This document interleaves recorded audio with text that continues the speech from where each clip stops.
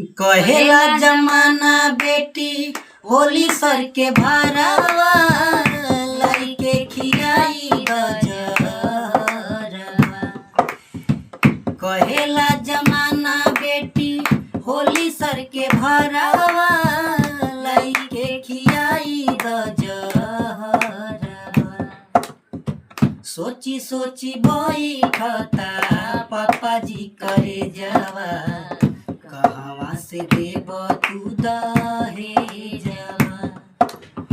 सोची सोची बैठता पापा जी करे जावा कहवा से देब तू दहेजवा।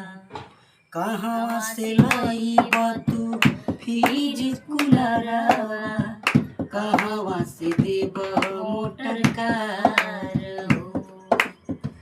10 लाख तिलक कहवा से देब जानतानी हालत तोहार।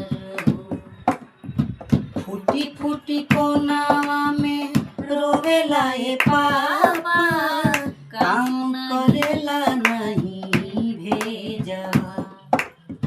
सोची सोची बैठता पापा जी करे जावा कहवा से देब तू दहेजवा। सोची सोची बैठता पापा जी करे जावा कहवा से देब तू दहेजवा।